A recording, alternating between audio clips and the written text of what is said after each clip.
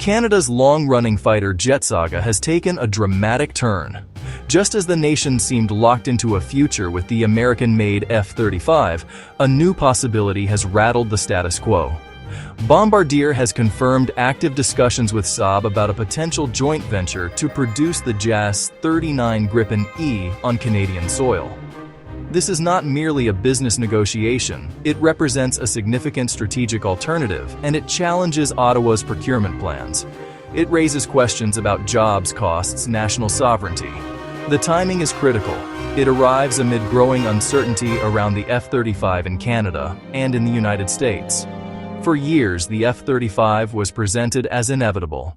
The core appeal of the Bombardier Saab proposal lies in its direct industrial benefits for Canada. A senior government source says talks aim to establish a formal joint venture between the two aerospace titans, not a simple final assembly line, but significant co-production of the Gripen E. Such a partnership promises large numbers of high-skilled, well-paying jobs within Canada's aerospace sector, a source of national pride and economic strength. Building fighter jets at home is a powerful political and economic incentive. Two specific locations have been floated. Bombardier's facility near Toronto Pearson International Airport. Bombardier's plant in Dorval, Quebec. A Gripen production line at either site could generate thousands of jobs. That promise resonates in communities dependent on aerospace jobs and adds a domestic argument to technical and military considerations. Contrast that with the F-35 program. Canadian firms do supply parts to the global F-35 chain, but there is no final assembly or major production in Canada. The work is spread across a US-led international program. The new talks between Bombardier and Saab are unfolding against a backdrop of significant delays in Canada's official procurement process. The government had publicly committed to concluding its review of the F-35 acquisition by September 21, 2025. That deadline has come and gone with no final decision announced. Prime Minister Carney had previously given assurances the timeline would be met. Defense Minister McGuinty had previously given assurances the timeline would be met. The review continues to drag on. This persistent delay has created an atmosphere of uncertainty. It has opened the door for alternative proposals like the Gripen to gain traction and public attention. Officials from the Department of National Defense have confirmed the review is still active. They say the government is carefully weighing military requirements, industrial benefits, long-term costs. While that due diligence is standard for a purchase of this magnitude, the missed deadline suggests the decision is proving more difficult than anticipated. The ongoing delays fuel speculation the government may be having second thoughts about the F-35, or is struggling to reconcile escalating costs and schedule problems with promises to Canadians and allies. This lack of a firm decision creates a vacuum. A key reason for Canada's hesitation is the mounting trouble within the F-35 program itself. Recent reports from the United States have painted a concerning picture: significant delays and budget overruns directly affecting the version of the jet that Canada intends to buy. The U.S. Government Accountability Office, a nonpartisan watchdog, revealed the critical Block 4 software upgrade. The critical Block 4 hardware upgrade is now 5 years behind schedule. This upgrade is essential for the aircraft to reach its full combat potential.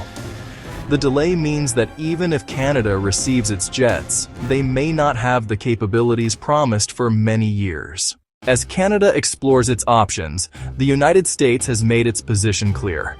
And it is not subtle.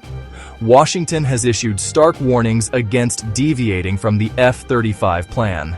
U.S. Ambassador Pete Hoekstra publicly cautioned. He warned a mixed fleet would be extremely costly. He pointed to logistical complexities, maintaining separate supply chains, maintaining separate training programs, maintaining separate maintenance protocols. The message is pragmatic but carries the weight of a powerful ally. Warnings have also taken a pointed political tone. The Ottawa Citizen reported private U.S. warnings of serious consequences. The exact nature wasn't specified, but the implication is clear. Altering the deal could strain defense and political ties. This places Canada in a delicate diplomatic position.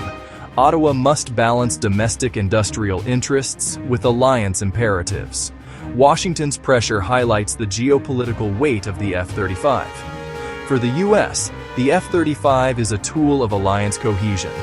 It deepens interoperability. It simplifies joint operations. It solidifies a U.S.-led technological and military ecosystem. Faced with the F-35's problems and pressure from Washington, a third path is gaining serious consideration in Ottawa: the mixed fleet. This option would involve Canada procuring a smaller number of F-35 jets than originally planned and supplementing them with a fleet of Gripen E fighters assembled in Canada. This hybrid approach is seen by some as a potential compromise that could balance the competing demands of military capability, industrial benefits, and cost. It would allow Canada to retain access to the F-35's advanced stealth technology for high-threat missions while using the more cost-effective Gripen for other roles, such as NORAD patrols.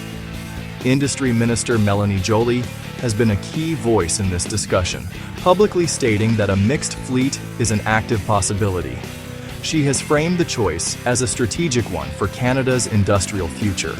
Ottawa could either try to extract further industrial commitments from Lockheed Martin for the F-35 program, or pursue the Gripen option to create jobs and reduce reliance on the U.S. defense supply chain.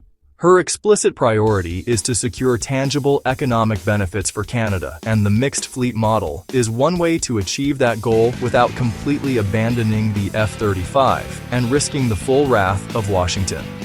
The logic behind a mixed fleet is compelling on paper. The viability of the Gripen as an option for Canada has been unexpectedly bolstered by events unfolding in Europe. On October 22, 2025, Ulf Kristersson, Volodymyr Zelensky signed a significant letter of intent. This agreement covers the potential sale of more than 100 Saab JAS-39 Gripen E fighters to Ukraine as it seeks to modernize its air force. This massive potential order has profound implications for Saab, as it would necessitate a major expansion of its production capacity to meet the sudden surge in demand. This development makes the idea of a Canadian production line far more plausible. President Zelensky has outlined an ambitious vision, stating a need for approximately 250 modern aircraft to secure its skies. The Gripen is positioned to be a cornerstone of this new force. The company would need international partners to help scale up manufacturing. A joint venture with an established aerospace leader like Bombardier in Canada would be a logical and attractive solution.